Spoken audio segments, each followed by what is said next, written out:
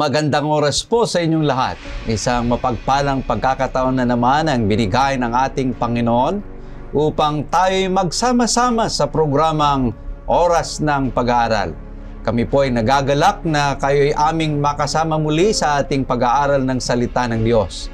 Binabati natin ang lahat na ating tagapanood at tagapakinig dyan sa YouTube channel at sa AWR Station 89.1. Mula sa Luzon, Visayas at Mindanao at mga taga-subaybay natin mula sa ibayong dagat, pagpalain nawa kayo ng ating Panginoong Diyos.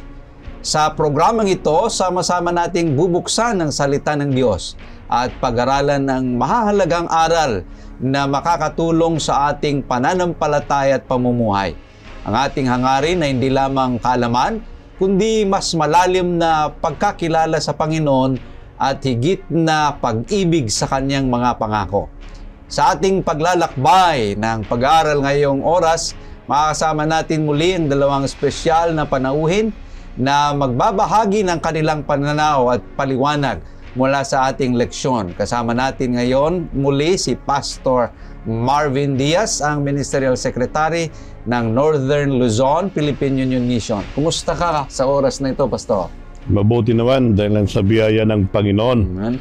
At isang kagalakan din po na makasama po kayo sa ating pagdidiscuss ng ating lesson. At sana po ay matunghayan natin kung gaano tayo kamahal ng ating Panginoon. Iabrasak mo't ti panangkablaw kada kayo nga makaawa dahil nga balikas. Sabay kadi.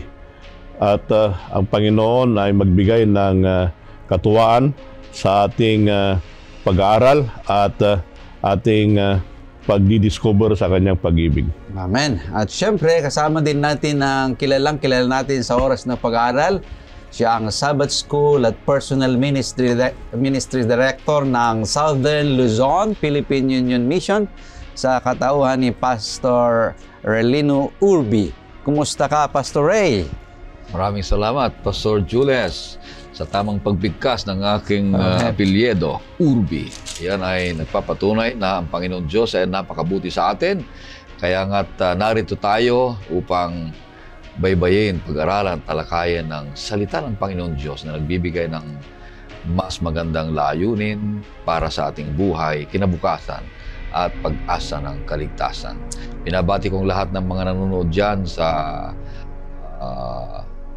US, ganun din dito sa Pilipinas at sa buong mundo. Purihin ng Panginoon Diyos. Maraming salamat po. Amen. Tayo po ay nasa panghuling trimestre sa ating pag-aaral na may pamagat, mga aral ng pananampalataya mula kay Josue.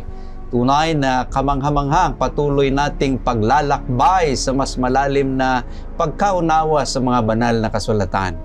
Ngayon, tayo'y maghanda at sabay-sabay nating simulan ang ating pag-aaral ng ating leksyon. Kaya tinihikayat kong bawat isa na ilabas ninyong inyong mga Biblia at sumunod sa ating pagbubulay-bulay. At upang tayo'y gabayan ng Espiritu Santo, tayo po muna'y manalangin. Hilingin natin si Pastor Ray na manguna sa atin pong pambungad na panalangin. Tayo po'y manalangin. O Panginoon Diyos sa maraming banal, napakabuti niyo sa amin. Sapagkat narito na naman kami upang pag-aralan ang iyong mga salita. Magsalita ka sa amin, Panginoon Diyos, sa magitan ng iyong mga ginintuang salitang pag-aaralan namin at may sa kabuhayan ito at maging manatili kami bilang iyong mga taga-pagsunod o kaya mga alagad at naghahanda kami sa malapit na palatin ng aming Panginoong Jesus. Pagpalain ang bawat nag-aaral ngayon at sumusubaybay sa programang ito. Maibigay sana ang bawat isa sa kaluwalhatian ng iyong banal na pangalan. Ito hiling namin sa pangalan ng aming Panginoong Jesus. Amen. Amen. Tayo po ay nasa pang-apat na leksyon na ng ating pag-aaral sa trimestre ito na may pamagat na ang tunggalian sa likod ng lahat ng tunggalian. Naway maging makabuluhan at mapagpalang ating pag-aaral habang ating sinusuri ang aklat ni Josue. Ang ating talatang sasauluhin ay matatagpuan sa Josue Kapitulo 10, ang talata ay 14. at hindi nagkaroon ng araw na gaya niyaon bago nangyari yaon o pagkatapos niyaon na ang Panginoon ay nakinig sa tinig ng tao, sapagkat ipinakipaglaban ng Panginoon ang Israel. Mga kapatid, naranasan nyo na ba ang matinding pakikibaka sa sarili man o sa pamilya o sa paligid natin? Ngayong araw o ngayong oras na ito ay pag-aralan natin ang isa sa pinakamahalagang katotohanan sa kasulatan, ang realidad ng tunggalian. Maging ito man ay personal na pakikibaka, hamon sa pamilya, o maging mga digmaan sa buong mundo, sa likod nito ay may mas malalim na labanan. Pinapakita ng Biblia na ang ugat ng lahat ng tunggalian ay spiritual na labanan. At kung maunawaan natin ito, hindi lamang tayo haharap sa mga pagsubok ng buhay ng may tapang, kundi matututo rin tayong lubos na umasa sa Panginoon na Siya lamang ang nagbibigay ng tunay na tagumpay. Mga kapatid, halina't sama-sama nating suriin ng paksang ito sa pamagitan ng tatlong mahalagang punto na magbibigay liwanag sa atin. Ang unang punto ay cosmic conflict, ang pangalawang punto ay champion conflict, at ang pangatlong punto ay conquering conflict. Isa-isahin natin ang tatlong puntong ito upang ating makita kung anong leksyon na dapat pinapakita ng ating Panginoong Diyos sa atin. Unahin natin ang unang punto, ang cosmic conflict. Pastor Marvin, ibigay mo nga kung ano yung background ng unang puntong ito. Balikan natin ang nakaraan para may connect, para masundan po natin yung ating pag-aaral. Okay. Pag titingnan po natin, nakatawid na sila doon sa Jordan at nandun na sila sa Gilgal. Yun yung first encampment na kung saan yung Israel, bago sila umatak doon sa Jericho. Nagcamping pa sila doon. Ngunit, tignan natin, itong mga Israel, hindi sila train na mandirigma. Slave sila. Then doon sa desert, walang training. Paano nila ngayon mapupuksa ang kaaway? Doon sa labanan na yon. Walang training. Maganda yung ating text, Pastor Jules, na binasa mo kanina. Doon sa huling praise, sabi doon, the Lord fought for Israel. Doon pa lang na praise. Bakit yung mga tao doon sa lugar na yon ay talagang nilagay nila yung safe, yung sinecure nila yung lugar. Bakit? Nalaman itong mga tao ito doon sa Jericho, yung mga tao doon nalaman yung mga nangyari doon sa Israel. Paano ilabas ng Panginoon sila, paano nag-cross, paano namatay yung mga sundalo ng Egypt. Then ngayon, papapunta na sila doon sa kanila. Do hindi sila na-train na sundalo, ngunit mayroong buhay na Diyos na Siya ang lumalaban sa kanila. Pero mo, ikakangkar nila yung Jordan ay hindi sa pamamagitan ng spear or pana o ano pa man, na during that time modern warfare. During that time, hindi ngayon gumamit na ng eroplano, may B-12 na, missiles na. May mga missile na. Noong panahon na yon, hindi, mano-mano.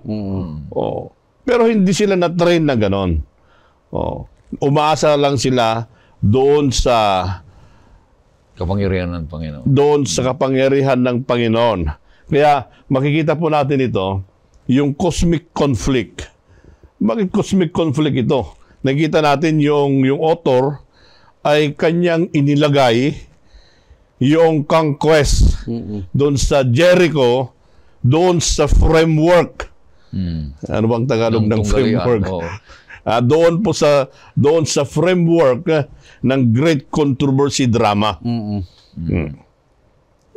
Ibig sabihin nito, doong panahon ng conquest doon sa Jericho, inilagay dito doon para magbigay sa atin ngayon ng pagkaunawa. Doon, ang nangyari doon at saka mangyayari ngayon. Na the battle is not people, but the battle is against principalities. Yun ay, it is the kingdom of God and the kingdom of darkness. Ang origin niyan ay sa langit pa. Yung cosmic battle na yan. So, balikan muna natin yung history ng conflict doon sa Revelation 12. Apocalypse. Yung Revelation 12, ito po yung summary ng great controversy. Napakarami yan, pero ito lang yung gist.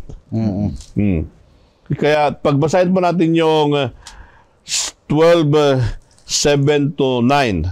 At nagkaroon ng pagbabaka sa langit si Miguel at ang kanyang mga anghel ay nakipagbaka sa dragon at ang dragon at ang kanyang mga anghel ay nakipagbaka at hindi sila nanalo ni nasumpungan pa man ang kanilang dako sa langit at inihagis ang malaking dragon, ang matandang ahas, ang tinatawag na Diablo at Satanas, ang dumadaya sa buong sanlibutan. Siya ay inihagis sa lupa at ang kanyang mga anghel ay inihagis na kasama niya. Tingnan mo, ito yung history. Pagdating doon sa karanasan ni Josue, yung the captain of host in heaven is the same captain of host in the experience of Josue. Tingnan po natin doon sa Joshua 5:11 to 13, 14, 15. At nangyari nang si Josue ay malapit sa Jericho na kanyang itiningin ang kanyang mga mata at tumingin. At narito nakatayo ang isang lalaki sa tapat niya na may kanyang tabak sa kanyang kamay na bunot. At si Josue ay naparoon sa kanya at sinabi sa kanya, "Ikaw ba ay sa amin o sa aming mga kaaway?" At kanyang sinabi, "Hindi, kundi ako'y naparito ng parang prinsipe ng hukbo ng Panginoon." At si Josue ay nagpatira pa sa lupa at sumamba at nagsabi sa kanya, "Anong sabi ng aking Panginoon sa kanyang lingkod?" At sinabi ng prinsipe ng hukbo ng Panginoon kay Josue, "Hubarin mo ang inyong panyapak sa iyong paa sapagkat ang dakong iyong kinatatayuan ay banal," at ginawang gayon ni Josue. Yung prinsipe ng hukbo, doon sa Revelation, si Michael doon at saka yung prinsipeng hukbo dito, pareho yan sila. Di ba? Nakita nyo yung sequence ng ating pag-aaral. So, in the cosmic conflict, the battle iyon ay panalo na. Sa langit, panalo na eh. Yun yung gist. Ito naman ay claim na lang nila yung pangako na nangyari na. Now, paano natin sabihin na yun ay ang Panginoon? Kasi ito, pag nakita natin yung experience ng conflict nito ay ang Panginoon ang bida. Hindi ang bida ay yung kaaway nila. Yung mga Israelitas dito eh. Dito ay it's a battle of God ito. Now, tingnan mo, sabi pa doon na take your sandal off. Nung kinausap ang Panginoon sa Moses doon sa Midian, ano yung command niya? Ganon din. Di ba ganon din? Kasi tapos inintroduce yung sarili niya, I am that I am. Sino yung I am na yon? Panginoon. Ang ganda nito eh. So, in the cosmic conflict, yung battle na yan, ay ang Panginoon will fight for us. Ang gagawin lang natin, we should be under His command, under His banner. Yung flagship sana natin yon ay yung victory na ibinigay na ng ating Panginoon doon sa cross. Kaya itong mga ito, pag titignan natin yung gera na nangyari, pero mo iikutin lang yung Jericho. O iikutin lang yung Jericho na ganyan. Bagsak na. Anong through their shout and so on, bagsak sila. Ngayon ikutin mo ang kalaban ngayon ng Venezuela. Ikutin mo yon, babagsak ba yon? Ikaw ang babagsak. Ngayon pag wala kang missile, wala. Diba? Pero this is spiritual warfare. Ang sinasabi po ng ating lesson, it is spiritual warfare. And when it is spiritually warfare, we should be also armed spiritually. Amen. And we should be under the banner of our Lord Jesus Christ. Amen. To claim the victory in the battle. Amen. Paganda. Yung unang punto, pang sansinukob na alitan. Na kwento ni Pastor na yung pang sinukob ay nag-umpisa sa langit, kaya bumaba, ibig sabihin, intero na. Na ang alitan, ang conflict ay napasama na ang bawat isa sa atin. Yung hangarin ni Satanas sa lupa ay sa langit na hindi nagwagi. Dinala niya ngayon dito sa lupa. At patuloy na ginagawa ng kaaway kung papaano siya maging ganun din ang hangarin niya noong sa langit na kanyang layunin. Kaya nga't nung napasa lupa na, ang sabi dito ay maganda yung sinabi ni Pastor na ang labanan ay hindi sa mga taong mandirigma kagalingan, kundi ito'y spiritual warfare na, mga kapatid. At totoong makita natin, ang banal na kasulatan ay hindi nagtatago kung ano talaga ang itsura o kaya gawain ng kaaway. Ayon dito sa Deuteronomy, Pastor, 32:17. Ano ba ang ipinapakita ng kaaway? Dahil sinabi ni Pastor Marvin kanina, yung framework ay labanan ng mga Diyos.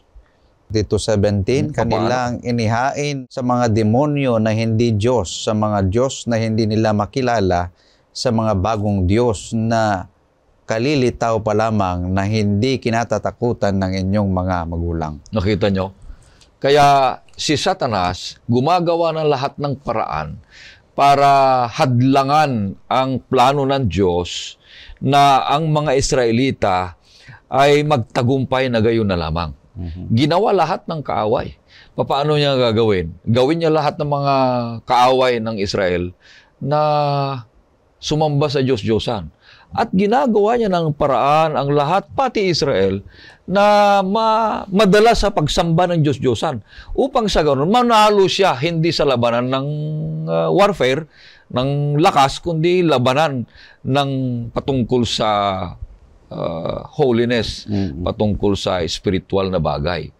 Kaya nga't maganda yung sinabi kanina na patungkol sa ang kinatatayuan mong lugar ay banal.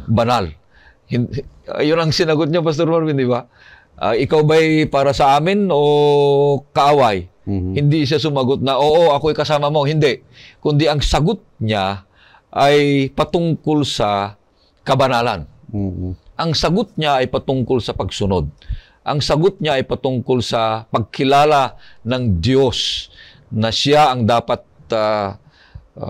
sundin at pagbigay ng pansin sa kanyang mga kalooban. Kaya napakaganda ito na ang pangsansinukob na alitan ay galing sa langit, bumaba sa lupa, ginagamit ng kaaway ang mga tao upang lumaban sa Panginoon Diyos. Pero ang Panginoon Diyos ginagamit naman ang Israelita upang labanan mismo ang plano ng kaaway na mapa sa kanya ang lahat ng mga ito. Okay.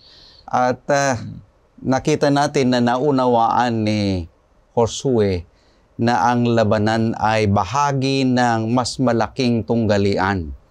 Kanya't sinabi kanina na kung saan ay ano ba yung hawak lang nila doon sa kubkubin nila na lugar, talagang ito'y hindi kayang kubkubin ng kanilang mga armas. Pero naunawaan ni Josue, kanya gusto niya ang presensya ng Panginoong Diyos na sa kanya bago siya pupunta na kasama ang kanyang mga kasamahan. Kapatid, naunawaan mo rin ba na ang conflict na dumarating sa iyo ay ito'y bahagi ng mas malaking tunggalian? Kapag may kaaway ka, ay hindi ang totoong kaaway mo yung tao, kundi ito'y bahagi ng mas malaking tunggalian. Kapag nag-aaway kayo ng asawa mo, ay hindi yung asawa mo ang talagang kaaway mo. Ang kaaway mo ay yung si Satanas, na bahagi tayo ng mas malaking tunggalian. So, ngayong umaga, ngayong oras na ito, ay ating nakita, mga kapatid, na itong tunggalian na ito, mula dito sa aklat ni Josue, na ating nakita, ay naunawaan niya na ang labanan ay bahagi ng mas malaking tunggalian. Ngayon tayo dadako sa pangalawang punto, champion of conflict. Kung ano yung ating pwedeng makita dito, Pastor Marvin, sa pangalawang punto. Ang tanong doon ay, paano tayo maging champion? Doon sa conflict. Hindi kagaya ni Pacquiao na palaging champion. ano ba yung sikreto nito para ito ay maging champion? 'Di ba, ang isang champion, para sa atleta, kung gusto niyang maging champion, mayroon siyang preparation. Di ba? Kunyari, pag si Pacquiao, magdadaging siya, may conditioning yan eh. Ito, tignan po ninyo. Ang nangyari doon. Doon po sa chapter 6, verses 4 and 5. Ito po ang sabi. At 7 saserdote sa unahan ng kaban ay magdadala ng 7 pakakak na may sungay ng tupa. At sa 7 araw ay inyong liligiring may 7 ang bayan, at ang mga saserdote ay hihipan ng mga pakakak. At mangyayari na pagka hinipan nilang matagal ang sungay ng tupa at pagka inyong narinig ang tunog ng pakakak, ay hihiyaw ng malakas ang buong bayan, at ang kuta ng bayan ay guguho, at ang bayan ay sasampa, ang bawat isa'y tapatan sa harap niya. At tinawag ni Josue na anak ni Nun ang mga saserdote at sinabi sa kanila, buhatin ninyong kaban ng tipan at magdala ang 7 saserdote ng 7 pakakak na mga sungay ng tupa sa unahan ng kaban ng Panginoon. At kanyang sinabi sa bayan, magpauna kayo at ligirin ninyong bayan at papagpaunahin ninyo ang mga lalaking may sandata sa unahan ng kaban ng Panginoon. At nangyari na pagkasalita ni Josue sa bayan, ay nagpauna sa Panginoon ang 7 saserdote na may tangang 7 pakakak na mga sungay ng tupa at humihip ng mga pakakak, at ang kaban ng tipan ng Panginoon ay sumusunod sa kanila. At ang mga lalaking may sandata ay nagpauna sa mga saserdote na humihip ng mga pakakak, at ang bantay lingkod ay sumunod sa kaban ng mga saserdote ay humihip ng mga pakakak hanggang sila'y yumaon. At niutos ni Josue sa bayan na sinabi, huwag kayong hihiyaw, ni huwag ninyong iparinig ang inyong tinig, ni huwag magbubuka ang inyong bibig ng anumang salita hanggang sa araw na aking sabihin, kayo'y hihiyaw, kung magkagayo'y hihiyaw kayo. Sa gayo'y kanyang iniligid sa bayan ng kaban ng Panginoon na lumigid na minsan, at sila'y masok sa kampamento at tumigil sa kampamento. At si Josue ay bumangon maaga na kinaumagahan at binuhat ng mga saserdote ang kaban ng Panginoon. Ano yung nauna sa procession? Mga saserdote. Ang kaban. Yung mga saserdote, pero ano ang buhat-buhat nila? Ang kaban. It's dark of the covenant. Di po ba? Oo. Now, to be champion in the conflict, ang mauuna ay yung presence ng Panginoon. Amen. Dito, nauna yung Ark of the Covenant, tapos yung mga sacerdote, yung priest na mayroong ang tawag dito sa Ilocano, tangguyob. Yung pakakak. Yun ang patunugin. Tapos sabay na sigaw. Doon po sa verse 5, ang sabi dito, when you hear the sound of trumpet, that all people shall shout with a great shout, the wall of the city will fall down flat. Ito yung nangyari doon. Kaya, ang sekreto doon, champion, siyempre yung champion dyan. Makukuha natin, makakamit po natin yung pagiging champion in the conflict if we go under the banner of our Lord Jesus Christ. Kasi yun ang nauna, pag doon sa procession, ang nauna is the Ark of the Covenant. Yung Ark of the Covenant ay nandun yung presence ng Panginoon. Yung pagsigaw nila yung sa trompeta, kaya bang pabagsakin yon? Hindi mo kaya pabagsakin yon. But because of the presence of God, bumagsak yon. Kaya makikita po natin dito na ang battle, the cosmic conflict, tapos yung champion of conflict, isa lang doon, we should be in the side of God. Hayain natin na siyang mauna sa ating mga battle sa buhay. Minsan kasi, sinusulo natin yung battle mo sa buhay. Ang tingin natin yun ay Jericho. Sa ating mga nanonood, mga kapatid, minsan, yung mga problema natin sa buhay, ang tingin natin Jericho. For example, yung temptation, yung trial sa buhay, yung kahirapan, at ano pa man dyan, pag tumingin tayo, Jericho ito, mataas yun. Para bang hindi pwedeng pabagsakin. Pero ang lesson po natin sinasabi sa atin, na in the presence of God, gaano man katibay yan, na fortress, but in the presence of God, babagsak yan. Yung Jericho sa buhay mo, yung Jericho sa buhay ko, at sa buhay nating lahat, pag ang Panginoon ay nanguna, bagsak yan. Amen. Totoo yun. Kaya nakuha yung punto ni Pastor Marvin na iuuna yung arka dahil yun yung presensya na. Hindi mauuna yung mga pare. Sino yung mga paring ito? Mga tao lang ito. Pero yung arka, yun na nagpapatuloy na presensya ng Diyos. Yung mga kalaban ng mga Israel dati, kung alam natin, masusuri natin sa banal na kasulatan, dadalhin din nila yung mga Diyos-Diyosan nila. Na alam nila na yung Diyos-Diyosan ay yun ang magpapanalo sa kanila. Kaya nga't yung mga Palestina, kung sila ay manalo, pupunta sila sa kanilang Diyos-Diyosan na magpapasalamat.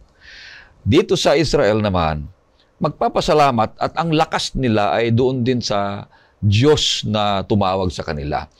At ang pinakasigurado at tiyak sa lahat sa ating pakikipagdigma ay matatagpuan dito sa Exodo 15, Pastor, versikulo 3. Exodo 15, versikulo 3. Kung sino itong dapat nating pansinin. Ang Panginoon ay isang mandirigma. Panginoon ang kanyang pangalan. Nakita mo. So, kung ang bawat isa sa atin ay iuugnay natin, sumuko tayo sa ating Panginoon Diyos na mandirigma na nagpakita kanino kay Josue. Na kinilala ni Josue na sino ka? Ikaw ba'y kasama namin o kalaban natin? Laban namin. Na doon nagpatira pa. Ibig sabihin nito ay kumikilala si Josue na ang labanan ay hindi sa kanyang lakas, kundi ang labanan ay labanan ng Panginoon Diyos. Kung maalala natin sa mga nakaraan, sabi naman ng kasulatan, God will fight for you. So ang Panginoon Diyos ay nagbibigay ng katiyakan na ang kanyang pangako ay patuloy na kanyang ginaganap na kung saan tayo lamang ay sumuko, gumanap, at magbigay pansin sa kanyang paanyaya na ang mandirigmang ito, walang iba kundi ang ating Panginoong Hesus. At doon sa pangalawang Kronika, Pastor, 32 verse 21, 2 Chronicles 32 verse 31, ito ay wala ng lihim-lihim, nakilala ng lahat ng mga nasyon na kalaban ng Israel na ang lumalaban sa kanila ay hindi sila mismo, kundi ang Panginoon Diyos. At Verse 21, 32, ang 21. Panginoon ay nagsugo ng isang anghel na naghihiwalay ng lahat na makapangyarihang lalaking may tapang at ang mga pangulo at mga pinunong kawal sa kampamento ng hari sa Assyria. Sa gayoy bumalik siya na nahihiya sa kanyang sariling lupain, at nang siya ay dumating sa bahay ng kanyang Diyos, ay pinatay siya roon ng tabak nang nagsilabas sa kanyang sariling tiyan. Kita mo? So, yan ay isang kwento na isang labanan na mismo ang Diyos ay nagsusugo siya ng anghel na siya mismo ay lumalaban sa mga kalaban o kaaway ng mga bayan ng Diyos. Kaya ang isang tiyak dito na pangako ng ating Panginoon Diyos sa alitan ng mga kampiyon ay wala nang iba kundi ang ating Panginoong Hesus siyang lumalaban. Di ba may kanta na Champion of Love? Yan ang siya ang tinutukoy doon ng ating Panginoong Hesus na champion sa lahat ng mga bagay kung tayo ay sumuko o kaya sumangguni sa kanyang kalooban, Pastor Julius. Yung pinabasa mo kanina, Pastor Ray, na sa Exodus 15:3, the Lord is man of war. Yun yung sinasabi niya. May nakita ako dito sa aking pagbabasa na kung saan yung isa sa mga napakaraming title na pangalan ng ating Panginoong Diyos ay Jehovah Sabaoth, na ito'y ginamit na title na 285 times sa Old Testament. Kanya nung si Martin Luther sa kanyang Reformation hymn ay sinulat niya yung awit na A Mighty Fortress is Our God. Doon sa gitna noon, sabi doon, Lord Sabaoth is His name. Dito binabanggit ng ating Panginoong Diyos ay warrior. Kanya't ito yung nakita ni Josue na kung saan yung discuss natin kanina na yung conflict, yung battle na yon, yung tunggalian na yon ay sa Panginoong Diyos lamang. Sila ay magiging champion sa battle dahil sa Panginoon, ang presensya ng Panginoon ay nasa kanila. So ngayon tayo dadako naman sa pangatlong punto nating pong pinag-aaralan, conquering conflict. Ano yung ating makikita dito, Pastor Marvin? Sa pangatlo na punto na ating makikita sa leksyon natin. Dinan natin yung salitang conquering, to conquer. No. Tingnan natin yung sequence para maintindihan po natin. Doon po sa verse 11, ano pong sabi doon? Chapter 6, verse 11. Sa gayoy kanyang iniligid sa bayan ang kaba ng Panginoon na lumigid na minsan at sila'y namasok sa kampamento at tumigil sa kampamento. Verse 15. Verse 15, at nangyari ng ikapitong araw na sila'y bumangong maaga sa pagbubukang liwayway at niligid ang bayan ng gayonding paraan na makapito ng araw lamang na yaon kanilang niligid ang bayan na makapito. Tingnan natin yung sequence. Kung yun ay ikutin nila ng 1 week. First day, ikot sila, umikot, walang nangyari. Second day, walang nangyari. Third day, wala pa rin nangyari. Now, ano yun? 100% participation kaya anong pag-ikot nila? Ano ang kala nyo mga kapatid? 100% ba nung pag-ikot? Ibig sabihin, nakisangkot lahat ng nandun. No? Then, siguro pag nandun ako, nakakapagod naman ito. Wala namang nangyari. Meron bang gera na ikutin mo lang yon? Hindi ka naman makikipag-laban doon. Ikutin lang.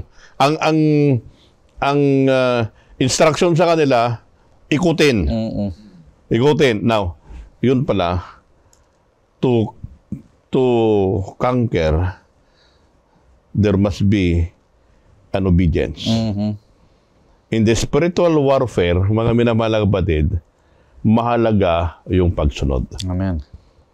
Kasi pag hindi po tayo sumunod sa Panginoon at yung gusto ko lang ang mangyari, yung gusto natin ang mangyari, hindi yung gusto ng Panginoon, at the outset, talo ka. Nasusundan niyo po yung ating pag-aaral po dito.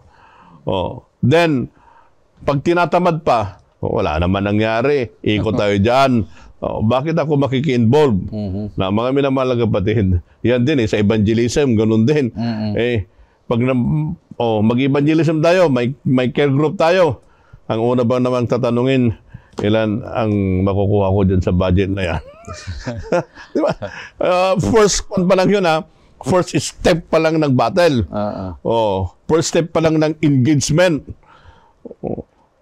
Ang iniisip na, yung personal benefit na.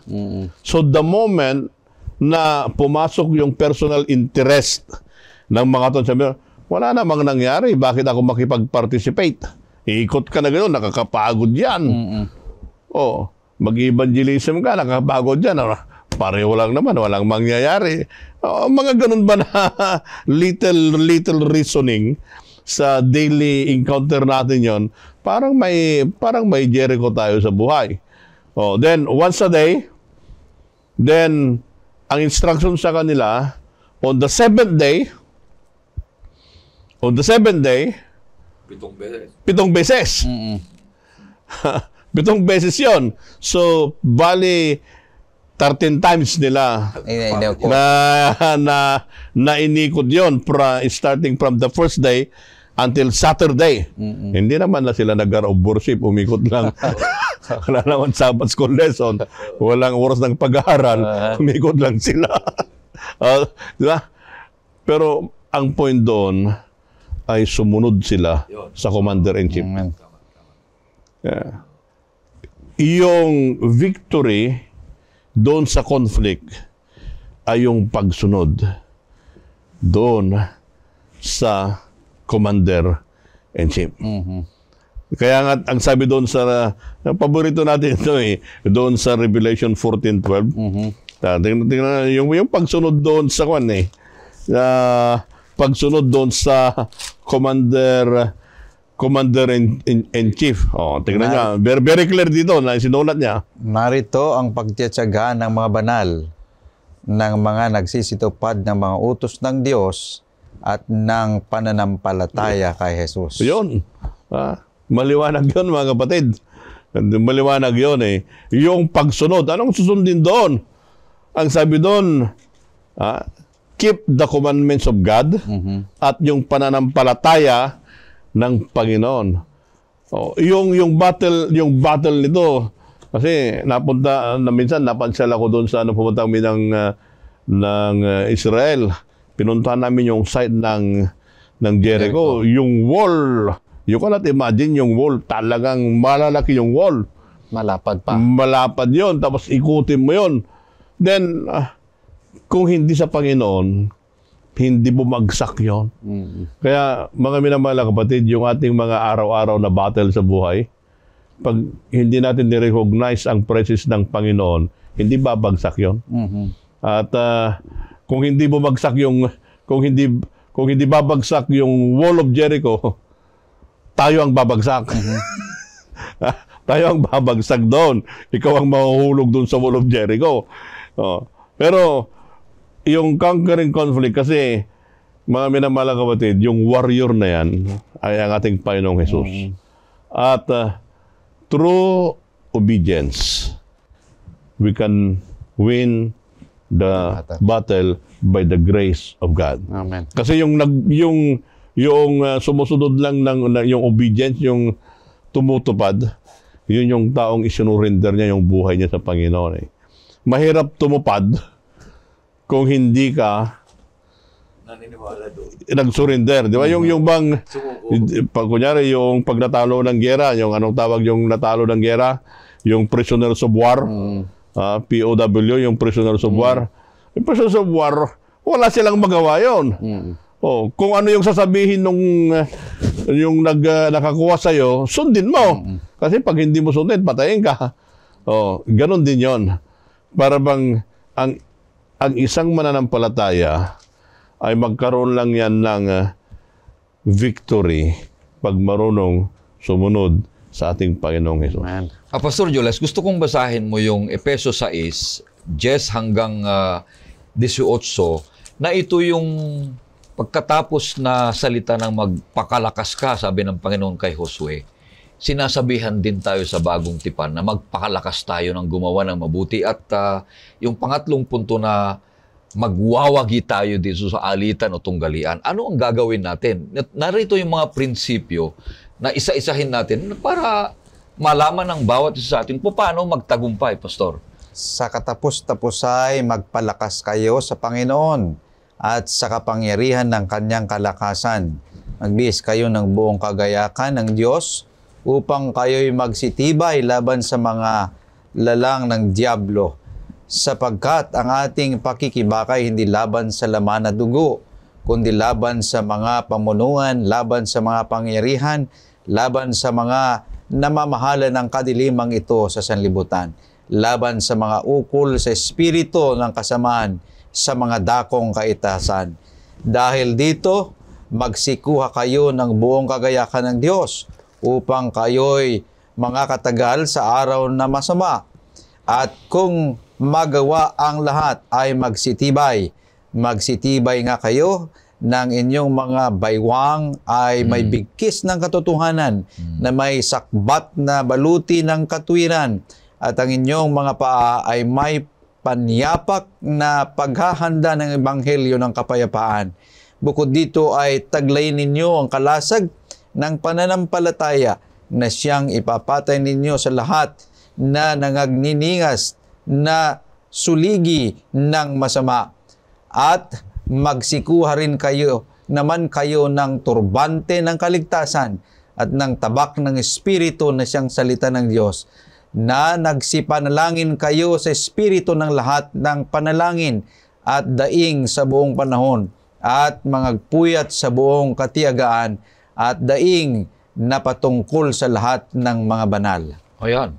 Tapos na ang labanan. Nagwagi na ang bawat isa sa atin, Pastor Marvin, Pastor Jules.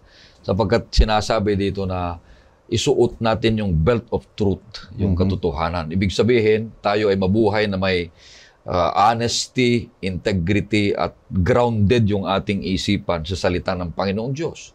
Yung breastplate of righteousness naman ay yung dito sa may suot, sa may baluti ng katwiran, ay ito naman yung nagpapakita na walang korupsyon sa ating pakikipaghalubilo, yung pakikitungo, tapat tayo sa bawat isa, at tayo ay mabuhay na may katwiran, kabanalan, at lahat ng mga akusasyon ng kaaway ay ating sugpuin. Yung kanyang panunupil, yung kanyang mga tukso, ay ating mapagtagumpayan ito kung tayo ay grounded, o kaya yung righteousness ng ating Panginoong Hesus, at tayo mabuhay na tapat na naglilingkod, na may pagsunod. Ganon din yung shoes of the gospel of peace. Yun, maganda. Yung sa paa, panyapak. Ibig sabihin nito, Pastor Jules, ay mag-outreach tayo. Yan ang exercise ng ating pananampalataya para sugpuin natin ang pagiging tamad sa gawain ng Panginoon Diyos at paglilingkod sa Kanya. At lahat ng mga ito ay nagbibigay ng isang paraan na tayo magpakalakas, na magpakatapang, na ito'y paggawa ng isang mabuti sa harapan ng Panginoon Diyos. Amen. Kaya pag tignan natin yung situation natin ngayon, we are in the cosmic battle. Hindi natin may alis yan. Oh, nandyan na tayo. Nandyan tayo. And the only surety doon sa cosmic battle yan is true dependence to God. Amen. Yun lang yun. Yung ating panagsanggir. Panagsanggir. Pasakop tayo doon. Kaya dapat kinakailangan magpasakop tayo sa Panginoon. Then that's only the thing that we can conquer. Okay. Kasi ang kwan po natin diyan ay we have already the champion. We have our Lord Jesus Christ. And the only thing is kung hindi ako pasakop sa kanya, I will never experience the victory. Yeah. Pero the moment na pinasakop ko ang aking buhay, pinasakop nyo ang inyong buhay sa Panginoon, then that's only the guarantee na mayroong victory over Jericho in our personal lives. Amen. So, kailangan natin na tingnan na ang kapangyarihan ng Panginoong Diyos at hindi iyong kakayahan natin, yung human strength na nagbibigay sa atin ng champion dito sa conflict. Mga kapatid, sa likod ng bawat tunggalian dito sa mundo ay may isang dakilang labanan. Ang dakilang kontrobersya sa pagitan ni Kristo at ni Satanas. Ngunit sa gitna nito, mayroon tayong bayani ng labanan, ang ating Panginoong Hesus. Ang Panginoon mismo ang nakikipaglaban para sa kanyang bayan. At sa pamamagitan niya, nararanasan natin ang tagumpay sa labanan. Hindi sa ating sariling lakas, kundi sa kapangyarihan ng Diyos. Kaya nga't kapatid, kapag dumaraan kayo sa mga labanan ng buhay, tandaan ninyo ito. Una, huwag lang kayong tumingin sa problema. Huwag tumingin sa Jericho na binabanggit kanina. Tingnan natin ang dakilang tunggalian, ang ating Panginoong Hesukristo na kasama natin. Pangalawa, huwag kayong umaasa sa sarili. Magtiwala kayo sa bayani ng ating labanan, ang ating Panginoong Hesus. At ang pangatlo, huwag kayong lumaban ng nag-iisa. Umasa kayo sa Diyos na siyang magbibigay ng tagumpay. Amen. At dahil si Jesus ang ating pinuno at mandirigma, may katiyakan tayong darating ang araw na matatapos ang lahat ng tunggalian at ang walang hanggang kapayapaan ay maghahari. Kapatid, may laban ka bang inaharap ngayon? Pakiramdam mo ba ay napapaligiran ka ng problema? Isuko mo ang lahat sa Panginoon. Hayaan mong siya ang maging mandirigma ng iyong buhay. Magtiwala ka sa Kanya at siya ang lalaban para sa iyo at magdadala sa iyo tungo sa tunay na tagumpay. Maraming salamat po sa inyong lahat at lalong-lalo na sa ating mga panauhin sina Pastor Marvin Diaz at kay Pastor Relino Urbi sa kanilang pagbabahagi ng kalaman at inspirasyon mula sa ating leksyon. Tunay na napakayaman ang ating naging pag-aaral ngayong araw. Ngayon din po ay taus-pusong nagpapasalamat tayo sa lahat ng nakibahagi at nakinig sa atin sa oras ng pag-aaral. Naway ang mga aral na ating natutunan ay maging gabay sa ating pang-araw-araw na buhay. Magpalalim sa ating pananampalataya at magbigay ng pag-asa sa ating lahat. Tayo po muna'y makinig ng isang tanging bilang. Pagkatapos ay hilingin natin si Pastor Marvin Diaz na pangunahan tayo sa panghuling panalangin.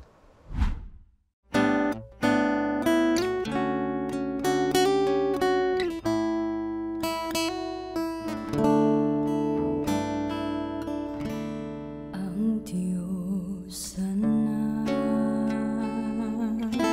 kusang nanaog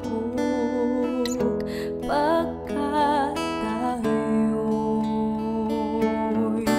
Kanyang mahal.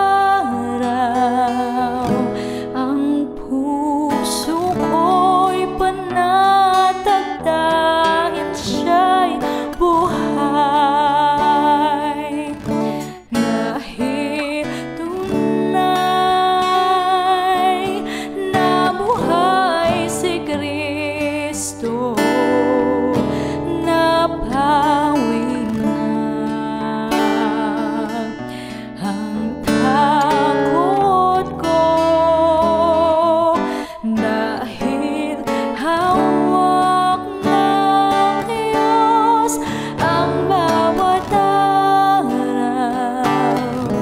Ang puso ko'y panatag dahil siya'y buhay. Dahil hawak ng Diyos ang bawat araw. Ang puso ko'y panatag dahil siya'y buhay. Ang puso ko'y panatag dahil siya'y buhay.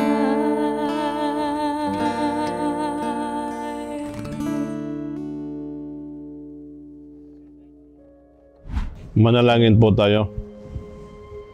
Dakilang Diyos,